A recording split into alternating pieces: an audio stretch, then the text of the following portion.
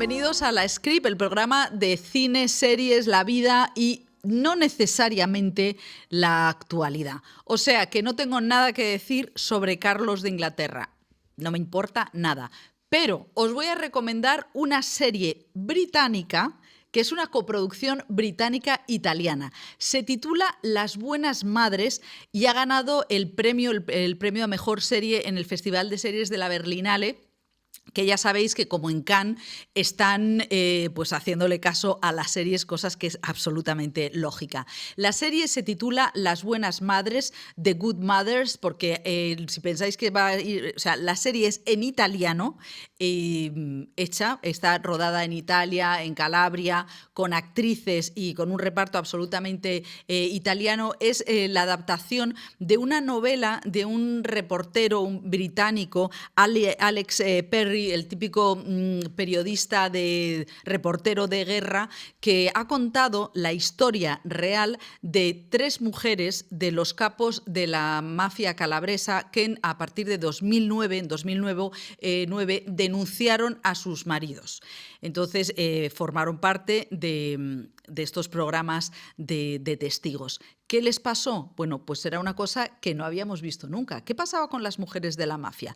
Bueno, pues estas mujeres eran tratadas, me imagino que seguirán siendo tratadas así, como si fueran realmente esclavas. Cuando sus maridos se van a la cárcel, ellas se quedan en casa, en la casa de su propia familia, o sea, de sus padres y sus hermanos y sus madres, y no las dejan salir. No las dejan salir, no las dejan arreglarse, no les dejan el más mínimo atisbo de libertad. Eso es castigado con palizas brutales y eventualmente, si te quieres pasar de lista, pues podría ser la muerte. Esto es una serie que tiene una maravillosa producción, una maravillosa puesta en escena e interpretación, que a mí lo que me ha pasado es que me ha alucinado. He sentido como un puñal diciendo, pero ¿por qué yo no sabía nada de esto? Entonces, claro, ¿qué nos pasa? Nos pasa que hemos comprado, que hemos visto una y otra vez la representación de la mafia que los mafiosos querían darnos, que es la idea de los capos. De hecho, esta romantización de la mafia, cuando tú ves Las Buenas Madres, dices, pero vamos a ver, es que nos hemos comido totalmente la historia de ellos, pero de ellos los que matan. Y esto es lo que tiene esta serie de desgarradora y de tremenda, ¿no? Porque resulta que es que hemos estado viendo una imagen, una historia que era horrible. Además, es tan importante la presencia de las mujeres en la judicatura que el principio de este programa de testigos fue una fiscal, un ayudante de fiscal que llegó a Calabria y dijo, vamos a ver, evidentemente a esta gente les siguen, están vigiladísimos, entonces se dan cuenta cómo tratan a las mujeres y a través del maltrato de las esposas, madres y hermanas de los mafiosos es de donde sale esta idea. Es una serie magnífica en Disney Plus o como quiera llamarse, Las Buenas Madres. Y ya que estamos con series italianas, os quiero recomendar también una serie de Marco Bellocchio que se llama Exterior Noche. Esta semana se han celebrado los premios Donatello y es muy interesante porque los premios de la Academia Italiana ya directamente han mezclado, ponen al mismo nivel series y películas. Exterior Noche partió con 18 candidaturas y es una serie que cuenta la historia desde muchos ángulos del asesinato del político democristiano Aldo Moro en 1978. Es brutal, sencillamente brutal. Es una vieja obsesión de Marco Bellocchio, que es un viejo cineasta, ver cómo todas las partes del Estado fueron cómplices. Ahí lo dejo. Exterior Noche en Filmin, Las Buenas Madres en Disney Plus. Y ahora ya vamos con las entrevistas de hoy, con la actriz vasca Loreto Mauleón. Muy bien, María, no vamos a repetir, chavales, no vamos a repetir. Y con el guionista de La Casa de Papel, Javier Gómez Santander. Esto es directo y esta es la script. Y hoy abrimos la script con una actriz que... No digo yo, Loreto Mauleón, que vengas como un tiro. Es que llevas muchos años como un tiro. Hola. Pues muy buenas, hola. Perdona, es que yo no sé qué desayuno, pero estoy como... Me encanta, me tienes que decir O sea, lo que es. Sí, pues mira, lo siento la digresión, pero me han comprado mis hijas porque me dicen, mamá, tienes que desayunar. Y me he tomado una cosa de proteínas que es una cosa espantosa, de chocolate, pero que estoy como si... Te ha puesto a tope. A tope. Lo que pasa que empezar como Fatal. desayunando algo asqueroso, O sea, asqueroso, ya, ¿no? o sea, luego me he quedado como... Pero tal, ¿tú qué desayunas? Pues depende.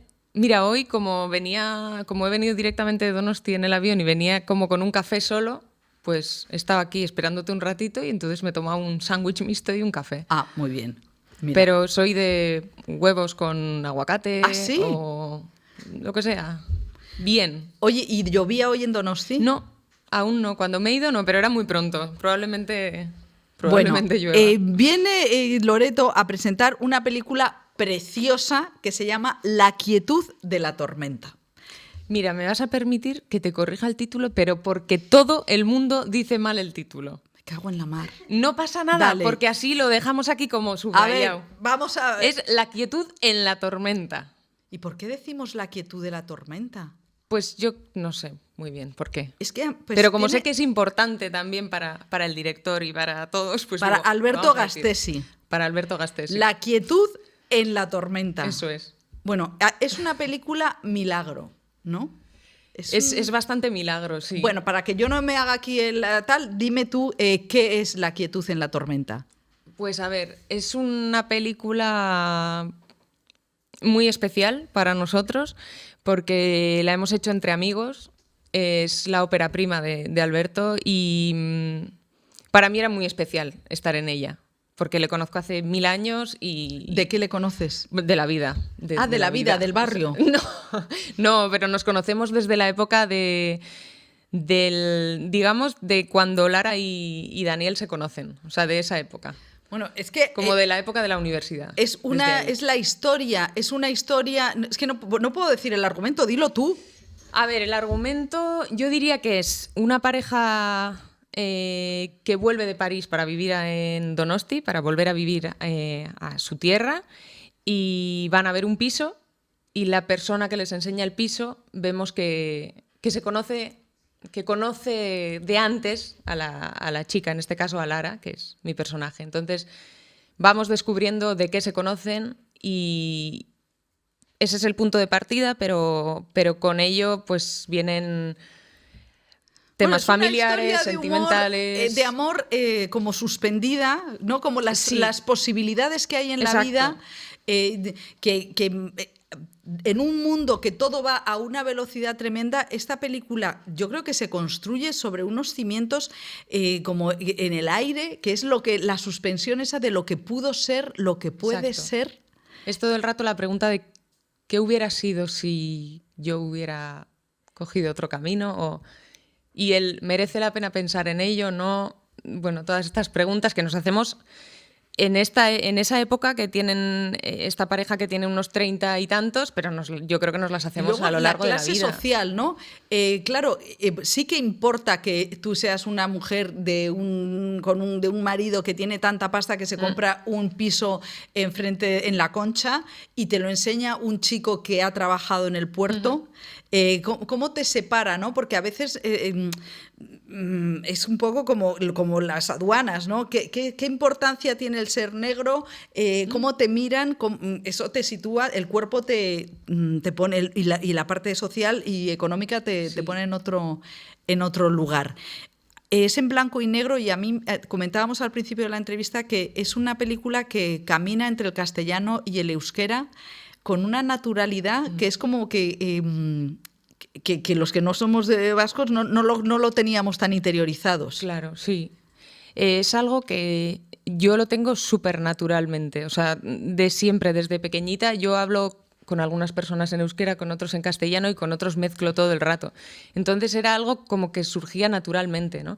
Y eso también lo querían mostrar así, tanto Alberto como Alex Merino, que también es el co-guionista, y entonces es algo muy nuestro el mezclar. Es como te contaba antes, ¿no? Que hay veces que ya ves una cara y sabes, o sea, tu cabeza ya dice en euskera o en castellano. Pero luego hay veces que lo mezclas todo. Yo con mis amigas por teléfono hago un batiburrillo todo el tiempo y aquí en Madrid cuando me escuchaban al principio decían, pero ¿qué estás haciendo? Que metes palabras de repente en castellano y... Claro. Es así. Eso no sé. estamos acostumbrados a oírlo a los catalanes, que Sí. van cambiando de una manera, pero yo creo que el cine vasco y también las series han hecho una gran labor de pacificación, ¿no? O sea, Euskadi, que viene de esta parte tan tormentosa y tan horrenda del terrorismo de ETA, los cineastas vascos han hecho una labor brutal. Bueno, sí, primero porque el idioma es otra cosa, o sea, la cultura es otra cosa. Y entonces ya era hora también de verlo como lo que es, ¿no? Cultura y algo que nos suma. Claro. Entonces, igual, a mí me encanta ver cosas en gallego, en catalán y me encanta poder hacerlas en euskera y poder mezclar y... Bueno, yo recuerdo, estábamos hablando antes del premio Feroz a Mejor Actriz de Reparto que ganaste en el 21 por tu papel de Arantxa en Patria. Yo estaba ayer viendo, es que me encanta ver los discursos, va a venir no sé quién, voy a ver el discurso. Madre mía, qué llorera. No sé si te acuerdas tú de la llorera con la máscara, con la mascarilla. Estaba súper, súper nerviosa. ¿Qué pasa en esos momentos? No lo sé, o sea, a mí me temblaban las piernas muchísimo. Pero yo dije, Loreto, te vas a caer. O sea, ¿sí? Sí, te lo juro, porque primero los tacones que llevaba, que yo normalmente no llevo tacones. Entonces te dan como una inseguridad, ¿no? Con los nervios. Pero luego que de repente me vi ahí arriba y digo, ¿y ahora yo qué digo a toda esta gente? O sea, y pues te pones a hablar y yo qué sé, y yo me emocioné. No. Me emocioné y dije lo que pude, pero luego dije, bueno, pues más o menos si lo hubiera pensado hubiera dicho algo así. Pues o sea lo hiciste muy bien. Yo creo que Patria fue una serie que es una serie ¿qué supuso Patria para ti? Bueno, a nivel laboral, pues abrir muchas puertas. Como de repente que pues nos daba una visibilidad que en otro momento no habíamos tenido, ¿no? Porque yo cuando hice Patria ya llevaba pues 10 años trabajando o así, pero claro, la gente hablando no... del Secreto del Puente Viejo, que yo pensaba que eran 100 y pico capítulos y tú dices... Yo ayer me dijeron en una entrevista que había hecho como 800 y pico. ¡Ostras! Pero antes de eso yo venía de hacer Goenkale, ¿es que verdad? es como la Riera en Cataluña o como Arrayán o tal. Y no era diaria cuando yo la hacía, pero sí era como 2 o 3 veces por semana. Y llevaba 4 años allí. Entonces venía de hacer como diarias, bastantes diarias. O sea que tú has sido en Euskadi mega personaje. ¿Ibas por la calle y te ibas con sombrero? No, sí, hombre, no. Y además en Euskadi para que te paren... Eso me encanta. Sí, eso me encanta. es porque... Es verdad que son súper, claro, es mucho más mirados. De repente te miran así y te dicen, ya te he visto. O algo así, ¿no? Como... ¡qué bueno! Y entonces tú dices, pues mira qué bien, claro. Claro. No. Bueno, es que entonces tú has tenido una gran carrera de pico y pala. Una escuela. Claro, escuela. Porque ¿en qué se diferencia una serie como de diaria como El secreto de Puente Viejo con una película como La quietud en la tormenta? Bueno, justamente esta ha sido también especial porque La quietud la hemos rodado en 3 semanas. ¡Ostras! O sea que habéis ido con bocatas de casa. Entonces ha sido... 3 semanas es muy poco tiempo. Y ha sido un milagro. Por esto, como antes decías un milagro, digo, ha sido un milagro de verdad. Pero aún y todo, ha sido un rodaje muy en el que he disfrutado un montón, a pesar de ir rápido. Y por ejemplo, una serie como El secreto de Puente Viejo, ¿qué requiere qué es lo que tiene que tener un intérprete para sobrevivirlo? Bueno, yo creo que no frustrarte demasiado cuando las cosas no salen tan perfectas como tú querrías. Porque se va toda castaña. Porque se va muy rápido. O sea, hacíamos pues 14 secuencias diarias y entrabas no sé, a nosotros nos recogían como a las 6 de la mañana y entrabas a rodar a las 8 y salías de ahí a las 7. Y entonces ibas... Y estudiabas había 2 platós y pim pam, de uno a otro. Ah, sí, de uno a otro, como los Yo iba dentistas. corriendo, o sea, yo salía de un plató, pasaba por camerino, hacía un pis y me iba a otro, ¿sabes? Me cambiaba de ropa. ¿Y tienes buena memoria con el texto traca, traca, traca? Yo creo que es un músculo todo el rato. O sea, creo que al principio piensas que no vas a poder con eso y poco a poco lo consigues. Y es verdad que hay gente que cuesta más o menos, pero de verdad creo que es un músculo. Bueno, es que me pongo nerviosa solamente de pensarlo, de tener que ir de un plato a otro a toda castaña. Pero era maravilloso eso. Sí, o sea, te lo has pasado bien. Muy bien. Yo en Puente Viejo me lo he pasado muy bien. Los equipos eran maravillosos. Bueno, yo he hecho familia en Puente Viejo. Es que piensa que llegué a Madrid sola y me metí en un plato 12 horas al ¿Y día. cuántos años Entonces, tenías cuando llegaste? 23. Ostras, es un piolín. Sí, sí, sí. Y la verdad que es que lo recuerdo increíble, súper bien. Y tú, por ejemplo, yo sueño, tengo un mogollón de pesadillas, empiezo a pensar, todo va a ir mal, todo va a ir mal, todo va a ir mal, y entonces me meto como en una cosa de gladiadores, de mortal, de horror. ¿Tú sueñas con qué sueñas cuando estás bajo presión? Creo que cuando estoy bajo presión y tengo mucho estrés, no me da para soñar. O sea, creo que caigo rendida. O sea, necesito dormir, pero caigo rendida. No tengo muchas pesadillas así. Es verdad que sí que tengo la típica de salir a escena y no saberte el texto. O sea, como que te han llamado para hacer una obra de teatro que tú no sabes ni qué se está haciendo y te toca hacer, no sabes el qué. Entonces estás en el escenario y no sabes qué tienes que decir, eso sí. A mí me pasaba con los exámenes de la carrera, que era que Pero eso más. me tengo que seguir examinando, pero yo a mis 50 y tantos tacos y yo, no. ¿Y tú también? Yo me he examinado de hidráulica a lo menos 10 veces. O sea, en la realidad 5 así y en la ficción otras 5. O sea, hubo un tiempo que ya había terminado la carrera y seguía soñando con una asignatura pendiente. Qué horror, ¿eh? Y era muy estresante, era horrible. Bueno, vino Carmen Machi que es súper simpática, es borde simpática, o sea, da miedo Carmen Machi, pero es un volcán, claro, es un volcán total. Y entonces nos pasa con esto como lo de la quietud de la tormenta, que no nos equivocamos. Y una de las equivocaciones es mirar Wikipedia. Y Machi tiene unos errores de Wikipedia que no quiere cambiar, como que nació en Getafe y no ha pisado Getafe en su vida. Qué maravilla. ¿Cuáles son tus errores de la Wikipedia? Pues no sé si la he mirado, la verdad. Pero es que me han dicho que pone que has tenido un hijo. Ah, eso sí me lo dijeron una vez, sí. Me dijeron que tenía un hijo. Digo, está bien saber esto. ¿Y que no, tengo y un no hijo. lo cambias? ¿Pero sigue estando eso? Claro. Ah, pues mira, no lo he cambiado. Bueno, pues eso. No, porque yo a veces pienso, vosotros que tenéis que repetir tanto las entrevistas, claro, yo digo, ¿de qué podemos hablar? Y siempre pienso que ojalá que se inventaran una vida. ¿A ti no te ha dado por inventarte nada? O sea, ¿has mentido en las entrevistas? No, porque me cuesta mucho mentir. ¿Ah, sí? En la realidad también. Se me ve todo. Fíjate, Bueno, dedicándome a esto, ¿no? dedicándote a lo tuyo. Pero sí, no sé hacerlo. ¿Y por qué? No he sabido nunca, no sé. Siempre he sido muy formal. Bueno, es tan formal que cuando es con lo de hacer obras públicas, que es una ingeniería, y dices, pero ¿cómo se puede ser tan formal Ya. para acabar esa carrera? Pues no sé, el exceso de responsabilidad, pero autoimpuesto, ¿eh? O sea, no es algo que yo en casa me dijeran, tienes que terminar esto. No. Y si tú ahora dejaras de actuar, ¿trabajarías como...? No. No. No rotundo. Ah, no. No, es que no me interesa nada. Es que es curioso, es que no me interesa nada. Ah, fíjate.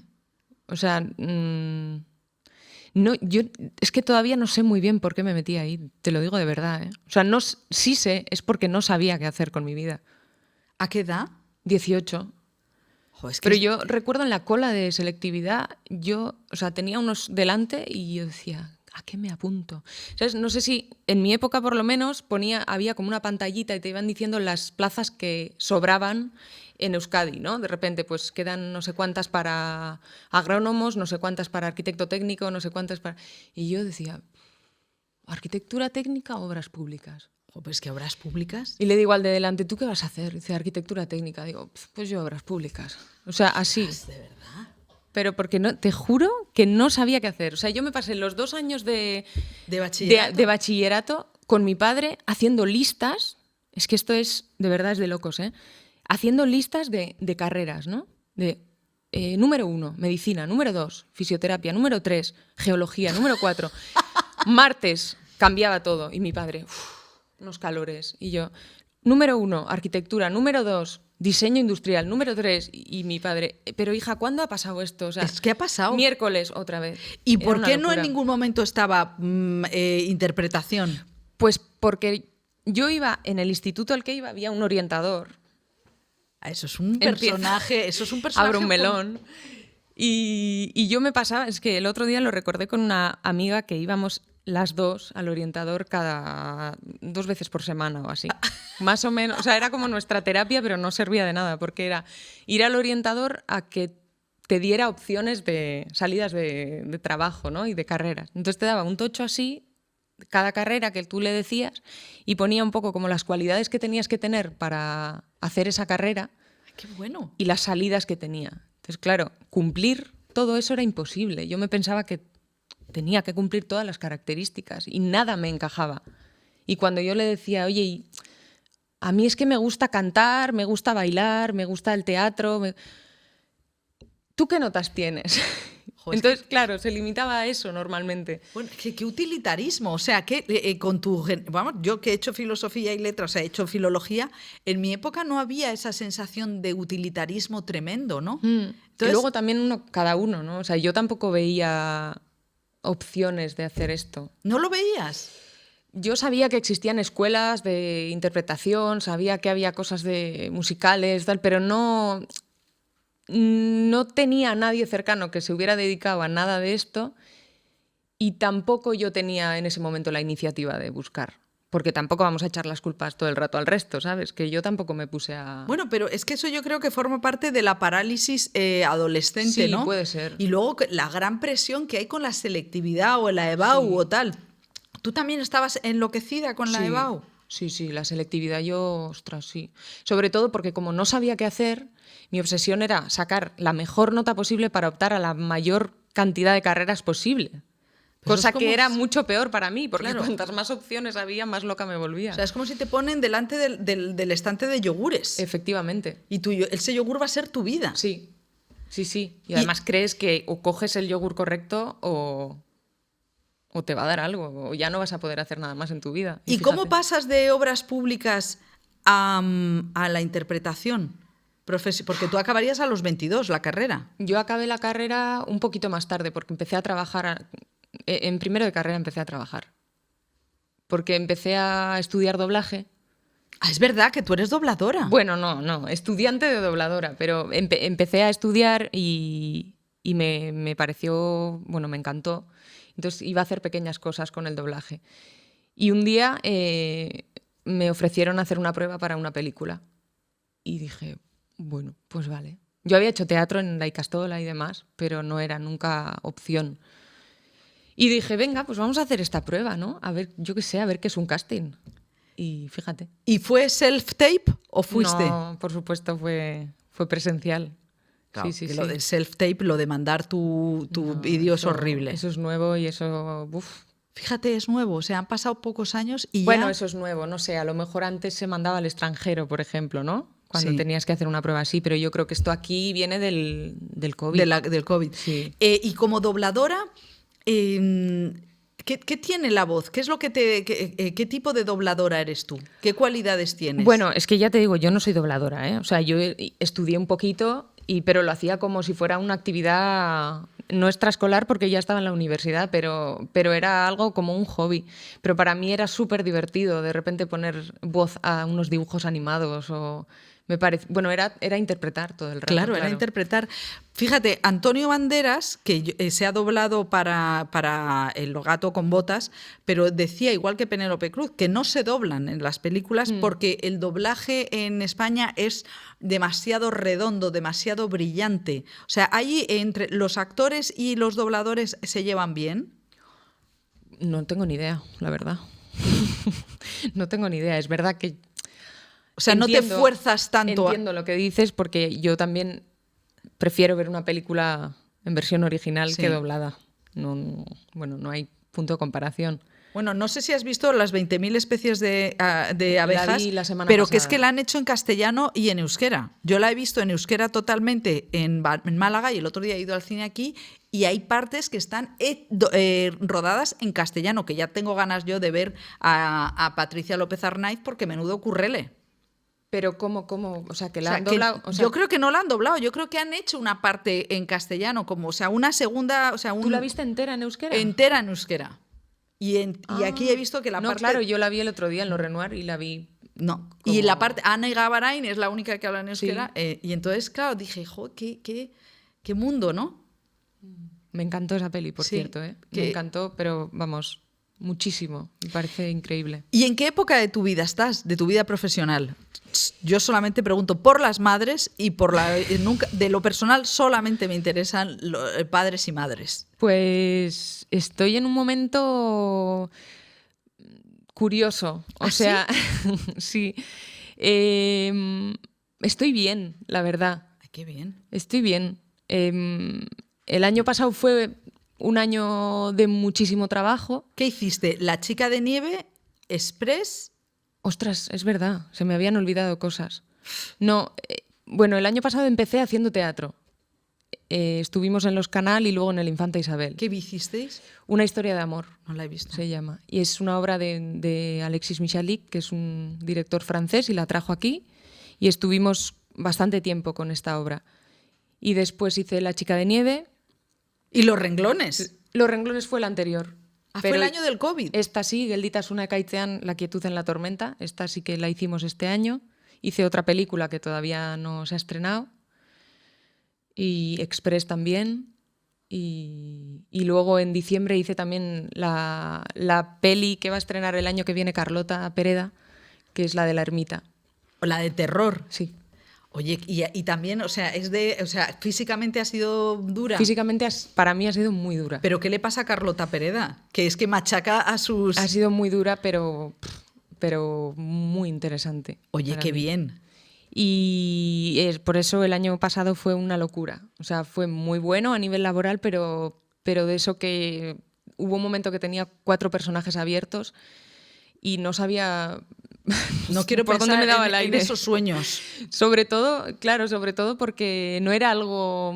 Era, bueno, como todavía teníamos las colas del COVID, pues unos proyectos se atrasaban un poco, otros se adelantaban un poco y las cosas fueron como juntándose, fue un poco locura. ¿Y tú generacionalmente de qué serie eres? O sea, ¿con qué serie has crecido? Con 7 vidas. O sea, ¿tú eres de 7 vidas? Sí, totalmente. O sea, recuerdo 7 vidas como algo, el evento de los domingos con pipas y con mis padres en el sofá. O sea, me parece algo maravilloso. Lo tengo como... Bueno, y con tus padres en el sofá. O Sí, sea, sí, eso sí, significa sí. que ya eres de otro mundo. Ya, sí. ¿Y ahora qué series ves o cuando tienes tiempo? Pues intento ver cosas, pero ¿sabes qué me pasa? Que muchas veces, ahora por ejemplo Succession, evidentemente como todo el mundo, ¿no? Pero hay veces que cuando todo el mundo está viendo algo me da como pereza. Sí. Y entonces, ¿sabes lo que estoy viendo ahora? Juego de Tronos. Madre del amor hermoso. Sí, soy una antigua de Pero repente. ¿y no sabes lo que ha pasado con Khaleesi? Cuidado, ¿eh? ¿Pero qué han pasado? ¿15 años de Juego de Tronos? Cuidado, claro, soy O sea, vintage. estamos todavía ahí. Claro. ¡Qué maravilla! Pero es maravilloso porque cuando se lo digo a la gente me dice, "Jo, qué envidia me das". Ah, claro. Claro. Oye, ¿y de Succession cuál es el actor que más te interesa?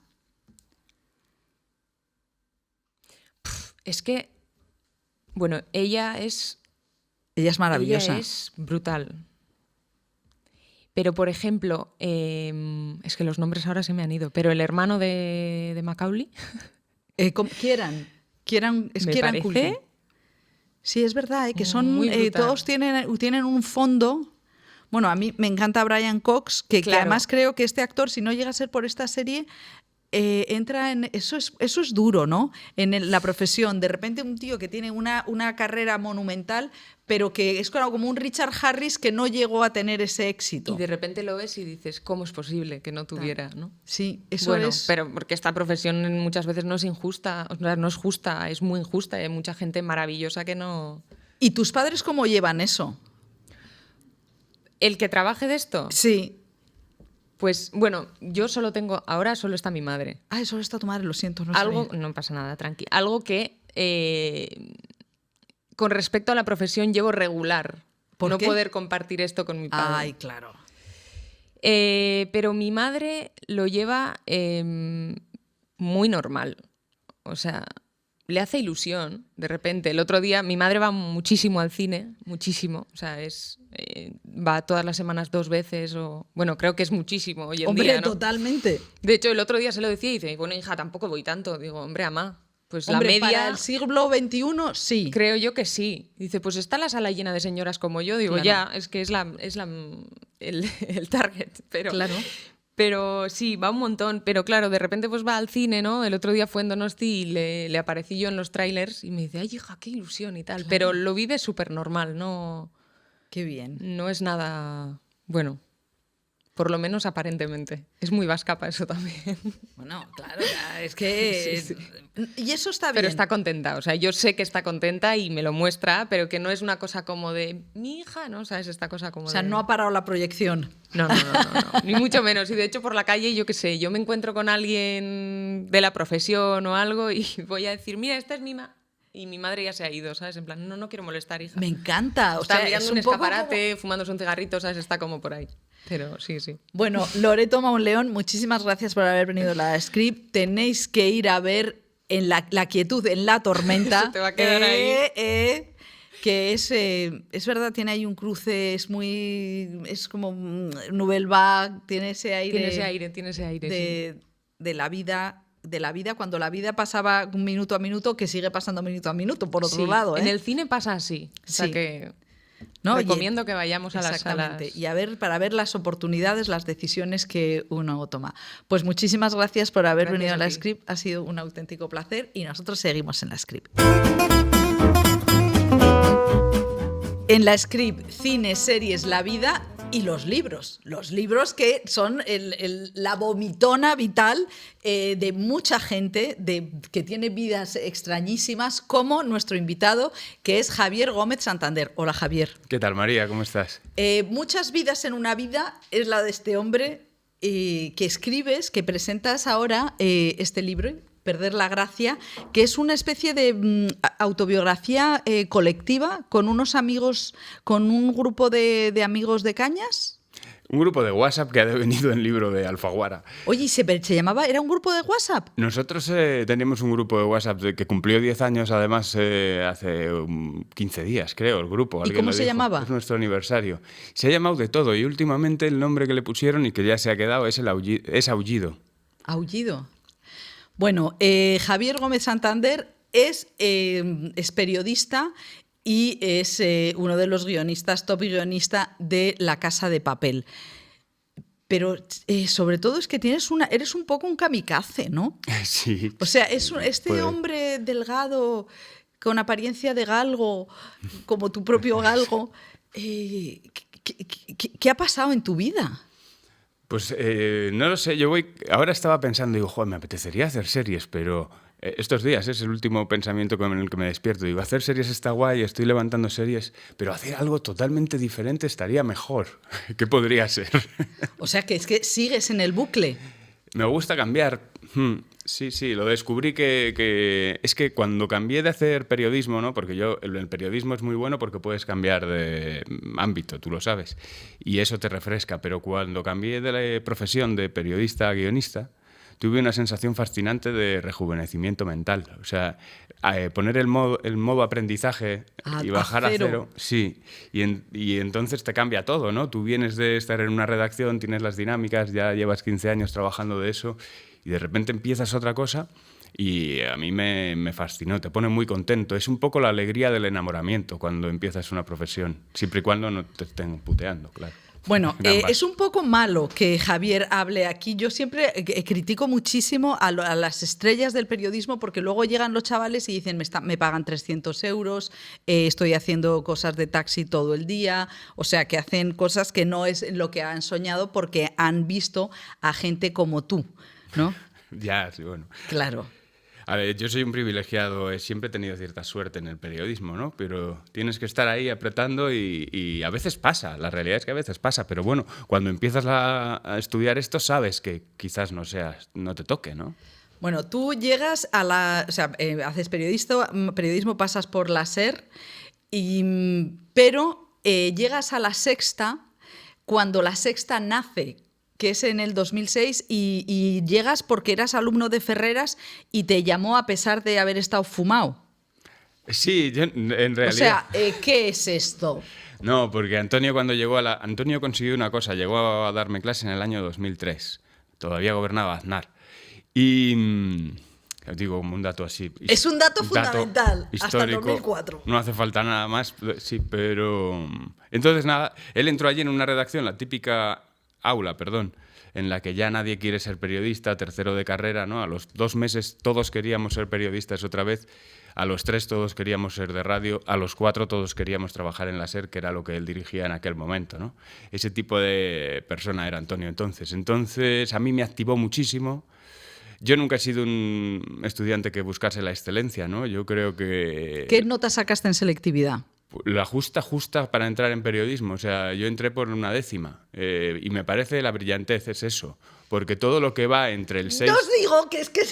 Todo lo que va entre el 6 y pico y el 10, yo con un 6,7, creo que era un 6,7 lo que yo necesitaba, saqué un 6,7. Todo lo que va desde el 6,7 al 10 es cobardía y falta de cálculo, porque tú no necesitas un 9. Lo que va del 10 al 6,7 es toda la vida que yo le gané a los estudios, ¿no?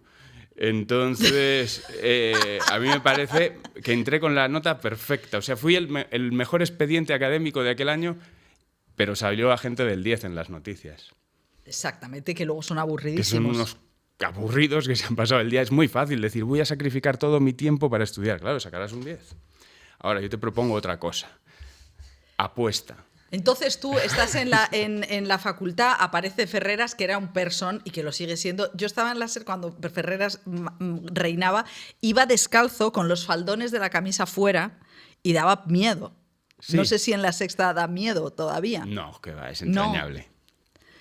Es entrañable, Antonio. No, y él tiene esa capacidad de liderazgo, ¿no? Y de activar, y a mí me funcionó. Entonces yo nunca aspiraba al 10, pero de repente cuando él estaba allí, yo sí aspiraba a la radio y a hacer la radio de la mejor manera posible. Yo creo que fue la primera obsesión que se me encendió en la profesión. A mí me parece precioso cuando llegas a La Sexta porque estaban haciendo pruebas y tú no lo sabías y te llama a Ferreras y entras y te conviertes en hombre del tiempo. Tú sabes que ¿no es Dani Mateos, que también fue hombre del tiempo en Radio Barcelona, en no sé qué radio de Barcelona, haciendo el loco? Sí. Hay una estirpe por ahí. Tony Garrido fue hombre del tiempo. Alba Lago, mi chica, también fue mujer del tiempo. Con los años nos hemos encontrado ya como periodistas felices. Yo me sigo considerando periodista, pero bueno. Hombre, claro.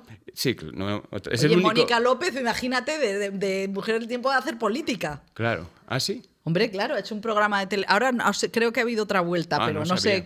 Los asesinatos de los pasillos de televisión española no los conozco. Ya, no, mejor que no. Pues sí, hay mucha gente que ha pasado por ahí, pero a mí entonces no me lo parecía. O sea, me parecía que era yo el raro y desde luego el tipo que había perdido la capacidad de decir dónde trabajaba en público. O sea, me daba una vergüenza. ¿Ah, te daba vergüenza? Bueno, de decir entre mis amigos, estoy en la cadena SER, o sea, decir entonces que estabas en la SER era empezamos a hablar, ¿no? Y de repente tenía que decir, doy el tiempo en La Sexta, que La Sexta no tenía ningún prestigio periodístico porque hacíamos el chiripitifláutico y además yo era el que hacía el tonto en el tiempo. O sea, y yo quería ser Richard Kapuscinski. Entonces, la contradicción era enorme. Pero es una contradicción lógica, porque yo en la cadena SER, además de aprender parte del periodismo, experimenté otra cosa fundamental de la que tú hablabas, la miseria. Y entonces, sí, la miseria de la radio es tremenda. Claro. Entonces yo cobraba 300 euros al mes y esas cosas, ¿no? Y en La Sexta de repente sigue cobrando 300, ¿eh? Sí, seguro. Es tremendo, no sé qué le pasa a la radio. La estandarización es como la constante, ¿no? Sí, porque además en tu libro ahí das unos datos de la OCDE sobre el crecimiento de los sueldos en España y en el resto de Europa, y es como ¿por qué ellos han subido un 20 o un 40% si nosotros no? Sí, es muy curioso. O sea, ese dato es terrible en los últimos años, cuando lo miras deflactado, ¿no?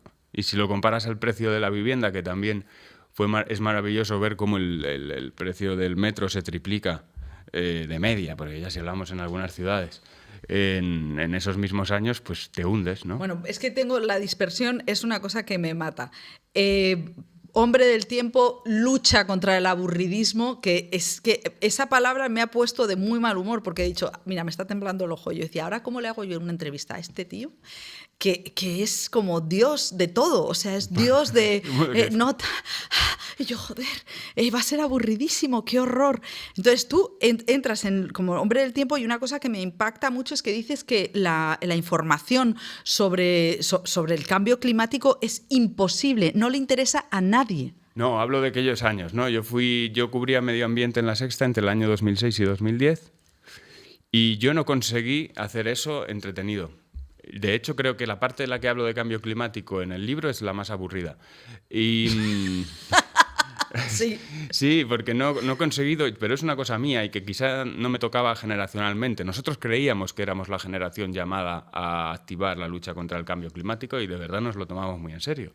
Pero yo no era capaz, o sea, yo veía aquellas piezas y eran un coñazo, salía un oso ahí en el hielo, a nadie le apetecía ver a ese oso, ¿no? Y el cambio climático es que era todavía muy racional, tenía muy poca emoción. Ahora ya es una cosa que percibimos mucho más, incluso en España, ¿no? Y físicamente, o sea, lo percibimos.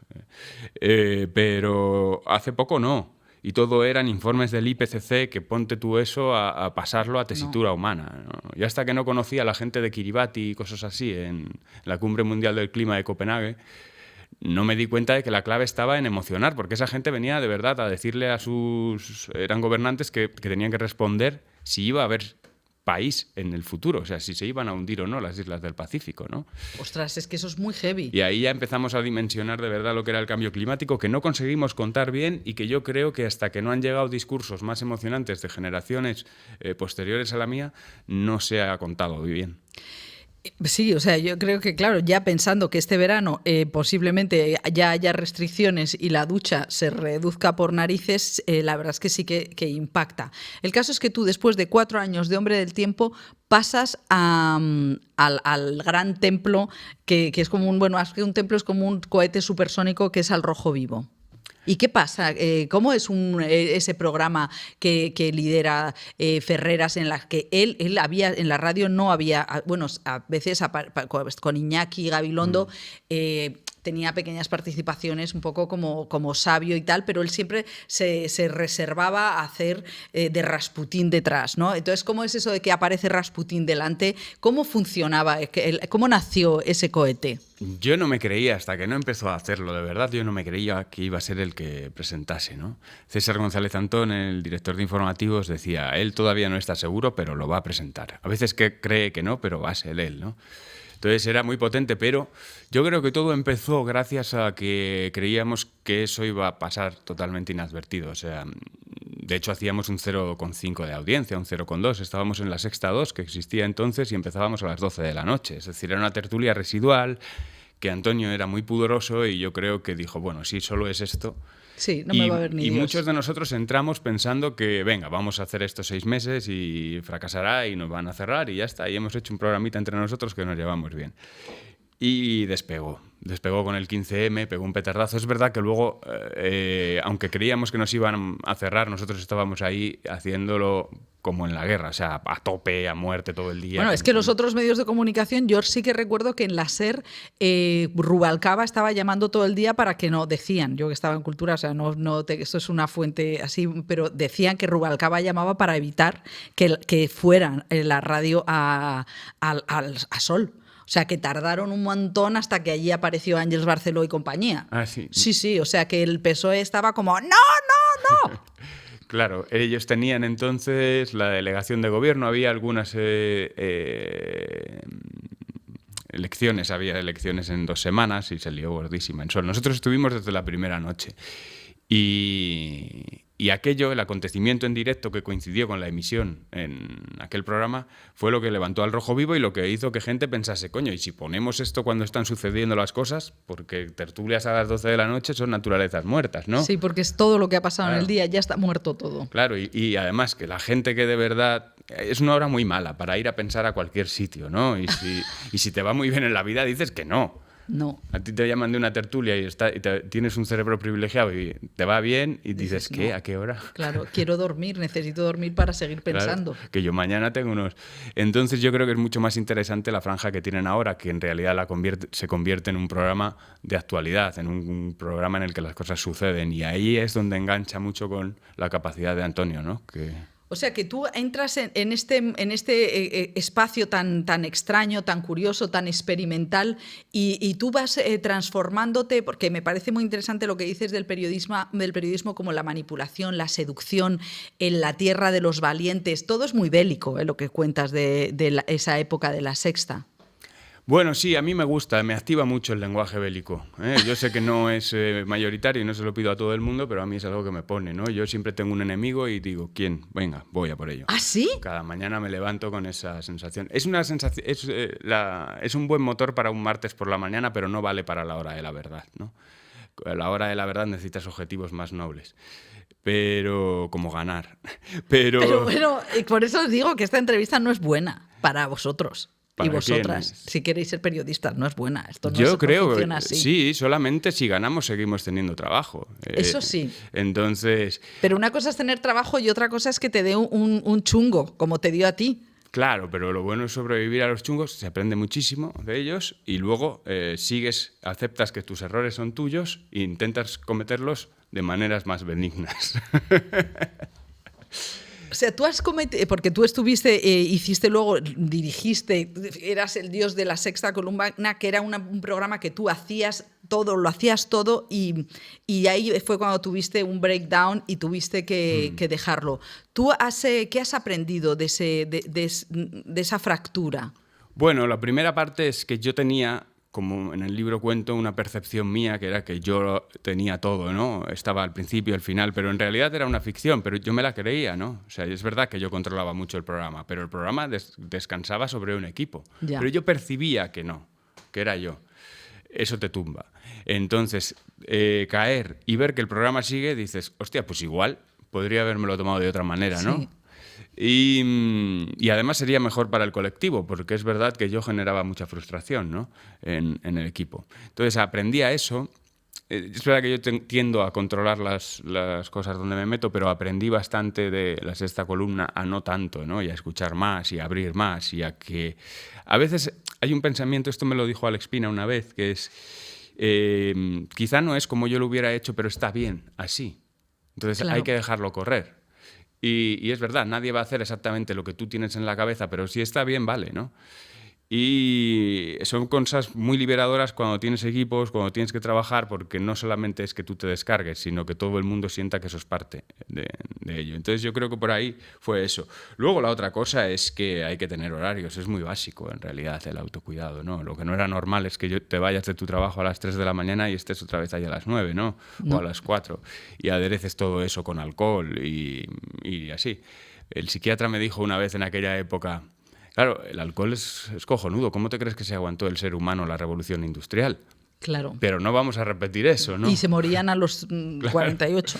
Claro, entonces yo casqué mucho de aquello y yo creo que regresé con mucha incertidumbre, porque cuando vuelves de algo así, una depresión en la que escuchas que te quieren jubilar, es muy potente. Cuando vuelves de algo así no sabes quién ha vuelto. De hecho, piensas siempre que ha vuelto una versión. Sí. Dices, ya no volveré a ser aquel. Y lo tienes mitificado, porque aquel dio grandes resultados, ¿no? Era útil o productivo. Lo que pasa es que eso no siempre es bueno. Y descubres que vuelves aterrado y te vuelves a comprobar y quieres saber dos cosas. Uno, voy a equivocarme igual, voy a volver a reventar. Y si no es así, lo que soy ahora servirá. Yo descubrí que era mejor y que ya no reventaba. Qué y que había aprendido porque protocolos. eso es importante, ¿no? Ahora que se habla tanto de la salud mental, pero que yo creo que se habla de una manera muy blanda, como de una manera falsa, ¿no? Porque, claro, es que el hablar desde el dolor es lo que marca la diferencia, ¿no? O sea, hablar que por eso a mí me parece que tú cuentas algo que es muy real y que yo creo que mucha gente ha sentido y que les da mucho pudor contar, ¿no? O sea, que esta pérdida de gracia que contáis aquí tiene... O sea, a veces he tenido la sensación cuando leía tu historia que eres como una historia de éxito contada desde el fracaso, como si fuera un poco trampa. Sí. Bueno, es que los éxitos también son cosas que en realidad no están tanto en tu vida, en tu día a día, ¿no? Como en los titulares que tienen los demás. Sí. Entonces, bueno. ¿Y cómo también tu parte empieza con la llegada en una mesa de trabajo con La Casa de Papel ya en Netflix y tu miedo, ¿no? ¿Cómo viviste esa incorporación al mundo del guión tan loco? O sea, sin saber nada. O sea, ¿cómo se puede hacer ese tajo segura? Con generosidad, porque hubo dos partes. Una en el primer atraco, donde yo entré. Además, la conversación con Alex fue muy... Digo, yo voy, pero si me pagas muy poco. No, que yo te quiero pagar bien. No me pagues bien, págame poco, porque no quiero tener ninguna presión. O sea, págame lo mínimo legal. Y si quiero, me largo. Pero por favor. Porque no quiero tener que hacerlo bien. Y si me pagas mucho, me voy a tener que esforzar mucho. Y no quiero esforzarme mucho. Entonces, ese tipo de negociación al revés tuvimos. Totalmente. Sí, absurda. Y entonces, pero funcionó, porque yo entré muy tranquilo allí. Y entonces en el primer atraco, pues yo... O sea, tú entras en la primera temporada. Sí, claro, yo entro en la primera temporada y en el primer atraco pues aporto algunas cosas y tal, pero sobre todo aprendo de los guionistas que están allí, me van enseñando. Veo que se parece mucho a la tele, porque los ritmos son los mismos. Ah, los ritmos de una serie son como un informativo. Sí, es no te vayas a otro sitio, por favor, ¿no? No te vayas a casa. Sí, no apagues la tele. O sea, al espectador le estás todo el rato diciendo eso, camuflándolo de otras cosas, ¿no? Qué horror, es verdad. O sea, es que sois máquinas de hacer yonkis. Sí. Y... te he dicho que sí porque el titular es mejor, pero en realidad no. Es un manipulador. En realidad no. Pero sí, en el fondo es no te vayas a dormir, ¿no? Y... Puedes beber agua. Vamos a Sí. beber agua. Esto es un... No lo vamos a cortar. Mejor, Entonces tú llegas allí y dices, soy muy listo, pero no sé hacer guiones. No, y me enseñan, cojo una gente allí generosísima, todo el equipo de guión, y me van explicando. En la conversación con Alex fue, ¿sabes escribir guiones? Y le dije, nunca he visto uno, pero la verdad es que me lo pregunto. Y me dice, bueno, no pasa nada, yo te enseño. Y entonces pues me enseñaron. Luego me fui con él de viaje y estuve pegado a Alex en el final de todo el primer atraco durante 15 días y yo estaba todo el rato hablando con él y viendo cómo... Trabajaba. Y ahí me conecté muchísimo a la serie, ¿no? Y a mí la serie me gustaba mucho. O sea, había algo muy natural en mi tono de escritura que pegaba con La Casa de Papel, que no ha pegado tanto con otros proyectos que teníamos en Vancouver, donde yo era mucho peor. Pero... Me encanta luego esta manera de hablar de ti mismo con toda la tranquilidad. Sí. Sí, no sé, O sea, pero tú qué sensación tenías viniendo de una redacción en la que al fin y al cabo estás tratando con la realidad, a ponerte con ese subidón con algo que es una ficción loquísima. Bueno, la primera sensación que tienes es cómo es que esto que estamos escribiendo hoy no se publica hoy. O sea, tu cerebro está acostumbrado a escribir y publicar. Y claro, aquí los ritmos que entonces eran rápidos, los de ahora son geológicos, pero para mí eran muy lentos. En mi percepción, no es que fueran lentos, pero estábamos escribiendo una serie que se emitía, que se estaba emitiendo. Pero ese fue el primer shock. No tanto para mí no hubo una gran diferencia entre escribir realidad o ficción, no es muy diferente, porque en la realidad tienes que ir a un sitio, enterarte, preguntar, contrastar, pues eso lleva un tiempo que digamos que es así. En el otro tienes que pensar, hablar, discutir, hacer una escaleta, pero eso lleva un tiempo que digamos que es así. Y luego vas y lo cuentas, ¿no? Sí. O sea, que no es tanta la diferencia. Es de dónde sacas el material. Y al final tiene que ver con tu mirada, porque la realidad la filtras por tu mirada y la ficción también. O sea, que no es muy distinto. ¿Y cómo interpretas tú el pelotazo mundial de La Casa de Papel? Pues una combinación de obsesión, suerte ¿Obsesión y de momento. quién? De varias personas. Yo cuando llego allí, a Vancouver, hay una conversación que tenemos en ese viaje en el que yo me sincero con Alex y hacemos nuestra amistad muy fuerte. Y yo le digo, mira, yo he venido aquí porque estoy obsesionado con hacer algo a nivel mundial que lo pete. ¿De verdad? Sí, de hecho yo me fui de La Sexta y me dijo un amigo, Antonio Pérez Lobato, un periodista que ahora está en La Sexta Explica, le podéis ver todos los sábados por la noche. Me encanta porque no, como es tu nombre de periodismo, te mete un titular ahí, una cuña. Sí, no, y entonces él me dijo, Javi, de verdad te vas a ir, aquí te va bien, tienes columna en El Mundo, estás colaborando en La SER o en tal, La Sexta, todo. Y le dije, ya, pero aquí el techo es nacional y en la ficción no. Y me dice, te vas a una serie de Antena 3. Y le dije, ya, pero si en 4 años no lo he conseguido, vuelvo. Y hicimos ese pacto. Y entonces tuve la desvergüenza de decirle a Alex Pina eso cuando estábamos terminando La Casa de Papel. Y entonces y lo que nos dijimos fue, me dijo él, no te preocupes porque con La Casa de Papel no va a ser, no lo vamos a petar, pero esperamos que con la siguiente sí, porque aquí hay más gente con esa obsesión. Jesús Colmenar, Miguel Amoedo y yo tenemos la vista puesta en hacer algo internacional. ¡En petarlo mundialmente! Sí, yo le dije ese día, yo quiero que el resto del mundo se gire y diga, pero ¿qué están haciendo esos hijos de puta con tan poco dinero, no? Y lo habéis conseguido. Sí, entonces creíamos que no, porque como ya habíamos fracasado en Antena 3, nadie pensaba. De hecho, estábamos en aquel viaje, teníamos que ir haciendo. Jesús Colmenar estaba haciendo los cortes para Netflix, que eran en 50 minutos, y nos los pasaba. Y mientras íbamos en el coche íbamos viendo el capítulo. Bueno, yo mira a ver cómo empieza y cómo termina, a ver si tiene sentido. Y le damos el ok, porque se cargaba muy mal, imagínate, ¿no? Datos móviles en Colombia entonces. Y así fuimos dando el ok y de repente lo de Netflix empezó a crecer, a crecer, a crecer. ¿Y tú te acuerdas el día o sea, el momento como el parto en el que hay rotura de aguas y sale el éxito brutal? Sí. Además es que nos pilló sin... se había enterado medio planeta menos nosotros. Y entonces estábamos un lunes en la redacción. Y yo sigo llamando redacción a los sitios donde estoy. Ya veo, porque los guionistas fliparán, ¿no? Sí, ya cuando fui jefe de guión digo, os jodéis, esto se llama redacción. Y si tuviese una panadería, haríamos el pan en la redacción. En la redacción, ni horno ni leches. No, y entonces estábamos allí en la redacción y de repente alguien dice, ¿habéis visto lo que ha pasado en Arabia Saudí? Y todo el mundo dijo, no. Habrán, sí, claro, un atentado gigante. Miramos y resultó que habían cubierto una grada entera de un estadio de fútbol con un tifo gigante de sus jugadores vestidos como los ladrones y la foto del entrenador que se parecía al profesor. Y dijimos, anda, qué curioso. ¿Y por qué les habrá dado en Arabia Saudí? No pensábamos que era global. Y al día siguiente nos dicen, esperad, que es el disfraz más vendido del carnaval de Río de Janeiro. Y ahí fue cuando, no puede ser. Y empezó la ola, Brasil, Argentina, América Latina entera, Turquía. ¡Wow!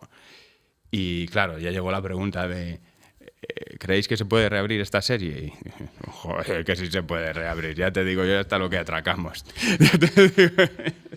¡Qué felicidad! Sí. O sea, ese es un momento de felicidad total. A mí me hizo súper feliz porque yo adoraba la serie y me encantaba escribir esta serie. Y las otras no, yo ya estaba pensando en, tampoco, igual solo tenía que haber hecho esta serie y ya.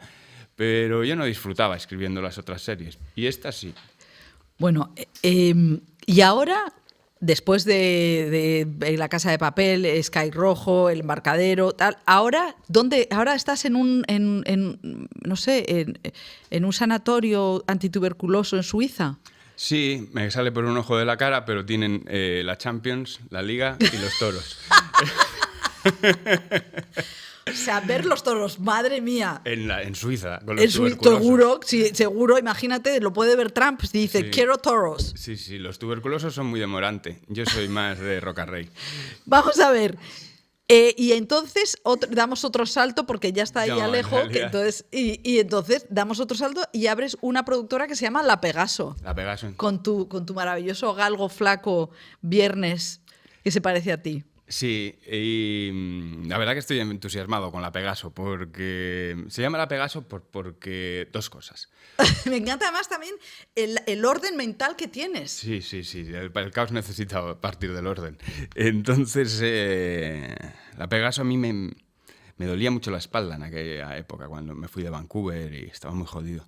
Y dije, igual me duele tanto el cuerpo porque no estoy dejando salir las alas. y empecé a meditar en las alas, ¿no? Entonces eso liberaba un poco mi espalda mentalmente. Yo medito y dije, voy a meditar en alas. Y un día dije, coño, las alas, se va a llamar la Pegaso.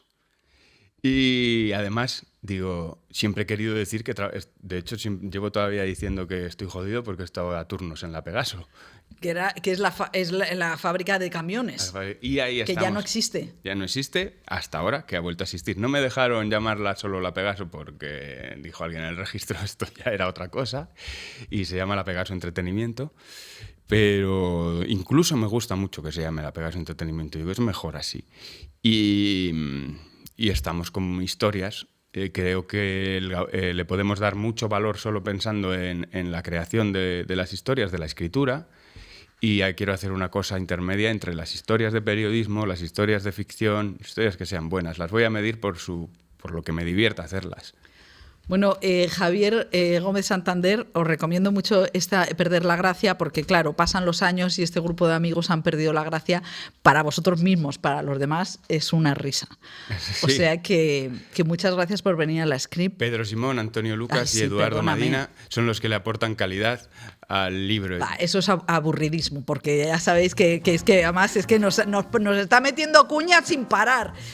Javier Gómez, adiós. Adiós. Muchísimas gracias. Y nosotros volvemos la semana que viene aquí en la Script.